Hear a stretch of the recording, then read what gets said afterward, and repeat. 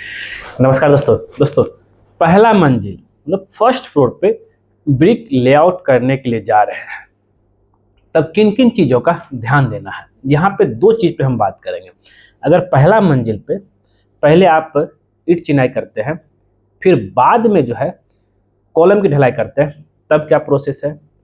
दूसरा ये चीज़ है कि अगर आप पहले कॉलम की ढलाई करते हैं, फिर बाद में जो है ईंट की चिनाई करते हैं, तब क्या प्रोसेस है। दोनों का प्रोसेस बिल्कुल अलग है। और सबसे इंपॉर्टेंट चीज़ है गुनिया का मैच करना, क्योंकि नीचे जो है ग्राउंड फ्लोर में प्लिंथ लेवल हो चाहे छत लेवल में, आप तो गुनिया मैच करके बना चुके हैं, लेकिन अब ऊपर कैसे करें, चलते हैं देखते हैं। तो सबसे इंपॉर्टेंट चीज़ है गुनिया, जिसको हम लोग जो है राइट एंगल ट्रायंगल भी बोलते हैं। और ये सबसे इंपॉर्टेंट है जब भी कभी आप अपना फर्स्ट फ्लोर पे ब्रिक लेआउट करते हैं। तो जो भी आपके पास ड्राइंग होगा, तो पहला जो स्टेप होगा कि भाई ऐसा कोई जरूरी नहीं कि एक एक वाल पूरा उठाते गए, नहीं भाई। आपको जो है एक लेयर, जैसे ये मेरा ड्राइंग है, एक लेयर का जो है ब्रिक वर्क पूरा बना देना है एकदम परफेक्ट गुनिया के साथ। उसी का हम यहाँ पे प्रोसेस बताएंगे। चलिए देखते हैं। तो हम बात कर रहे हैं यहाँ पे ब्रिक लेआउट को लेकर के, जो है ब्रिक लेआउट कैसे करना है। और पहला मेथड जो है कि फर्स्ट पहले ब्रिक मेसनरी, तब जो है मेरा ईंट कॉलम की ढलाई को लेकर के।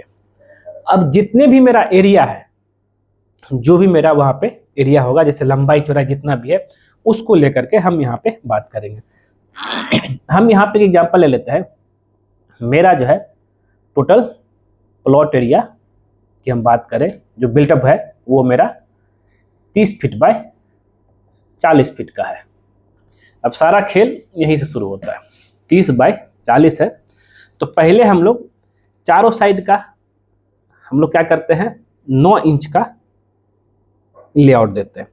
तो इसको देने का जो तरीका है, सबसे पहले अगर आपका जो है नीचे से रेफरेंस ले सकते हैं। यहाँ मान लीजिए मेरा जो कॉलम है, यहाँ कॉलम है, यहाँ कॉलम है, यहाँ कॉलम है, यहाँ कॉलम है, ठीक।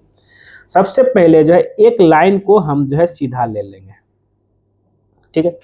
इसको लेने के लिए क्या है कि भाई जैसे मेरा जो है 40 फीट, यहाँ से लेकर के यहाँ तक 40 फीट है, इसको हम सूता की मदद से जो है एक ईंट, अब यहाँ कॉलम है तब यहाँ बिठा नहीं सकते हैं, यहाँ पे बिठाना पड़ेगा मेरा पहला ईंटा, और एक ईंट जो यहाँ बिठाना पड़ेगा, और जो है फिर तब जा करके सारा ईंट हम यहाँ पे बिछाएंगे कॉलम को छोड़ करके।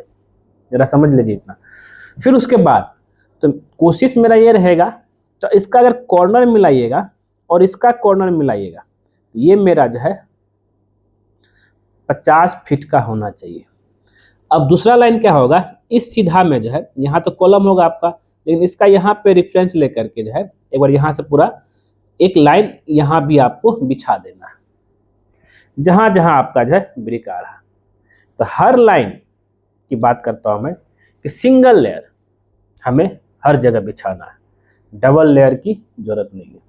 सिंगल लेयर जैसा ऐसा ड्राइंग में है, जैसा ऐसा लेआउट दिया हुआ, पहले चारों साइड से बिछाएंगे। चारों साइड से बिछाएंगे, जो भी मेरा बाहर जो 30 फीट बाय 40 फीट है वो आ रहा है कि नहीं आ रहा, वो हमको पहले आइडेंटिफाई कर लेना है। फिर हमें जो है गुनिया मिला लेना है। मतलब हम जो यहाँ बताए थे कि भाई ये यहाँ से इधर भी ईंट बिछा दिए, यहाँ से ये चीज़ मेरा मिल रहा है कि नहीं मिल रहा है, और सेम इधर से भी यहाँ तक कॉर्नर। हम आपको दूसरा प्रोसेस भी बताएंगे कि अगर आप जो पहले कॉलम ढलाई करना चाहते हैं, तब जो है ईंट का कोई मतलब नहीं उसमें। फिर यहाँ पे देखिए, ये हो गया फर्स्ट मेथड, पहला तरीका। हम इसका दूसरा तरीका पे भी चलेंगे। तो ये सब कुछ हम लोग जो है बिछा देंगे ईंटा। तो अगर चारों साइड मेरा मिल गया, जरा समझिएगा, और हमने जो क्रॉस चेक कर लिया कोना कोनी जो मिल रहा है कि नहीं मिल रहा है, सूता खींच करके सब ईंट हम बिछा देंगे, ठीक है। फिर ये चारों कॉर्नर इधर भी हम एक बार क्रॉस चेक कर लेंगे, ये भी जो है 50 फीट आ रहा है कि नहीं आ रहा है। अब बोलेंगे सर 50 कैसे आया, तो ये जो है गुनिया का फॉर्मूला होता है, जैसे राइट एंगल ट्रायंगल का,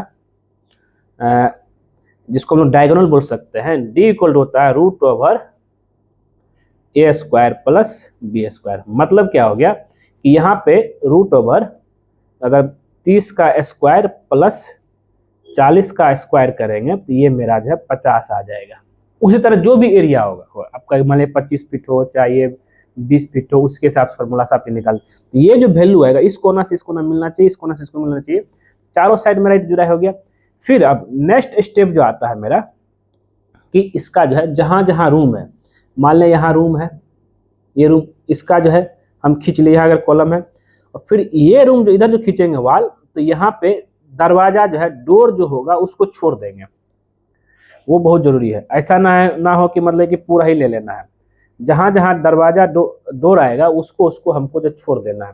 पहले देखिए, और हमको ये भी मेजर करना है कि भाई लंबाई टोटल यहाँ से लेकर वहां तक 30 फीट आ रहा है कि नहीं आ रहा है, ये सबसे आइडेंटिफाई करने वाली जरूरत है। फिर अगर आप यहाँ पे देखेंगे जहां जहां मेरा डोर आ रहा है, जैसे जो डोर है चाहे वो बेडरूम का हो, चाहे मेन डोर हो, चाहे बाथरूम का हो, चाहे किचन का हो, सबको उतना स्पेस हमको छोड़ना पड़ेगा, उतना स्पेस। लेकिन सूता खिंचाएगा पूरा, सूता खिंचाएगा पूरा, और उतना स्पेस हमको छोड़ करना। और अंदर का दीवार जो है 5 इंची का हम लोग लेके चलते हैं, जैसा कि यहाँ पे देख रहे हैं। तो कुछ इस तरीके से हमको करना है। जितना मान लें कि यहाँ पर अगर मेरा बाथरूम है, बाथरूम जो है 2 फीट 6 इंची ये मेरा दरवाजा छूटेगा, ठीक है, उस हिसाब से यहाँ पे दरवाजा छोड़ा जा रहा है। और ये जो यहाँ से वहाँ तक जो है ईंट जो है जुड़ाई होगा। सबसे पहले चारों साइड का, फिर पार्ट बाय पार्ट रूम का हमको करना है। ये सबसे इम्पोर्टेंट है, जहाँ पे बाथरूम हो, जहाँ पे दरवाजा हो, ये सब चीज़ को लेकर के। अब जैसे यहाँ पे मान लीजिए क्या है, यहाँ की बाथरूम को भी हम लोग कर देंगे। और जहाँ पे सीढ़ी का तो कोई दिक्कत नहीं है, जहाँ पे हॉल है, जहाँ जैसे यहाँ मेरा बेडरूम है, तो ये बेडरूम जाने के लिए, चाहे यहाँ मेरा जो है अगर बाथरूम है, बाथरूम के लिए है, बाथरूम का बना रहे हैं, लेकिन जो है हमको जहाँ से दरवाजा जाएगा वहाँ पे हमको जगह छोड़ करके जो है करना है, उतना जगह छोड़ देना है। लेकिन लंबा खींच, और रिफरेंस के लिए अब ड्राइंग में हर तरह का डायमेंशन मेंशन रहता है, कितना लंबाई चौड़ाई क्या है। इसका जो हम दूसरा मेथड की बात कर रहे थे वो सबसे इम्पोर्टेंट है। अगर आप जो है सेकेंड मेथड, यहाँ क्या था कि पहले आप ईंट जुड़ाई करने वाले हैं और बाद में जो है कॉलम ढलाई करेंगे। लेकिन जब हम पहले कॉलम ढलाई करेंगे तो डायरेक्ट कॉलम को नहीं ढलाई करेंगे। अब कॉलम का जो पोजीशन है as per drawing centre line के हिसाब से हमको स्टार्टर बनाना। अब बोलेंगे सर स्टार्टर क्या है? स्टार्टर ये है कि जहां पे मेरा कॉलम आ रहा है, ठीक है, वहां पे हमें एक स्टार्टर बनाना पड़ेगा। ये देखिए यहाँ पे देखिएगा, ये हो गया मेरा स्टार्टर। स्टार्टर के लिए भी जो है इसका भी सेंटर लाइन होगा, बाहर वाला सबसे बाहरी फेस, और जो है आपका जो है दोनों मतलब कॉर्नर प्लॉट का जो है दोनों साइड का फेस का जो है हमें स्टार्टर बनाना है। स्टार्टर जैसे देख रहे हैं यहाँ पे बना रखा हुआ है, तो पहले चारों कोना का स्टार्टर तैयार कर लेना है। फिर एक कॉलम से दूसरा कॉलम का सेंटर लाइन कितना उसको देख करके जो पूरा जो है इस जो फ्रेम बना है इसको हम लोग तैयार कर लेना है। मतलब क्या हो गया कि स्टार्टर वाला अगर बना रहे हैं सबसे पहले स्टार्टर बन जाएगा। स्टार्टर बनने के बाद मतलब 3 से 4 इंच इसका जो हाइट रहता है, ये हो जाने के बाद जो है तब आप अब फ्रेम कॉलम खड़ा करना आसान है। जब आप कॉलम खड़ा कर लेंगे तब जो है कोई दिक्कत ही नहीं होगा आपको ब्रिक का जो है क्या कहते हैं गुनिया मिलाने का। पहले क्योंकि हमने स्टार्टर गुनिया मिला लिया, तो अगर आप पहले बनाते हैं कॉलम और फिर बाद में ढलाई करते हैं, तब इस सिचुएशन में जो है जरा देखिएगा, तो सबसे पहले क्या बोला मैंने कि इसी में जो है आपको स्टार्टर बनाना। पहले ये स्टार्टर बन जाएगा, फिर ये चारों कोना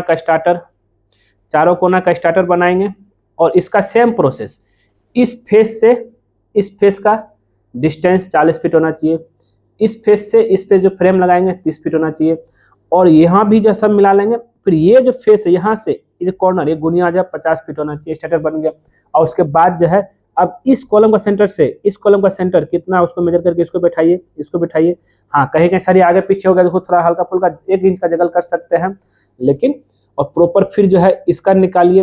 तो जो हमने जो है स्टार्टर अगर बना रहे हैं, जो हम लोग फाउंडेशन निकालिए column centre line, column centre line layout वाला जो ड्राइंग है उसके हिसाब से हमको सब कॉलम को बिछा देना है।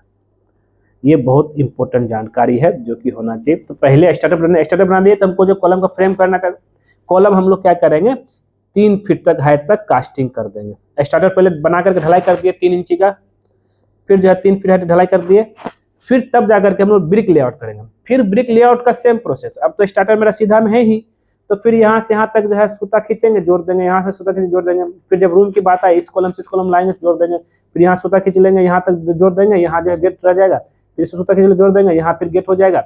इस तरीके से पूरा प्रोसेस में आप जा सकते हैं। तो 2 तरीका। अब सबसे इजी तरीका मैं जो बोलूँगा कि वो ये है कि ज़्यादातर मिस्त्री लोग करते हैं कि भाई पहला मेथड, क्योंकि इसमें जो है कॉलम स्ट्रक्चर बनाने की जरूरत नहीं पड़ता। दूसरा है ज़्यादातर जो है हाईराइज बिल्डिंग में होता है स्ट्रक्चर, लेकिन ये जो है सबसे बेस्ट तरीका है। ये इजी है लेकिन बेस्ट है, जिससे क्या है कि पहले कॉलम ढलाई करते हैं फिर ईंट चुनाई करते हैं। तो ये फ्रेम स्ट्रक्चर के हिसाब से होता है।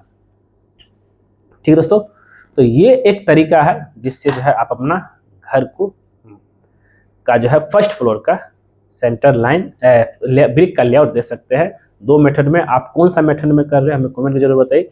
वीडियो पसंद है जरूर इसको लाइक कीजिए, शेयर कीजिए, कमेंट कीजिए। मिलते हैं आपसे नेक्स्ट वीडियो में कुछ नए टॉपिक के साथ। आज के बस इतना ही। वीडियो देखने के लिए धन्यवाद दोस्तों।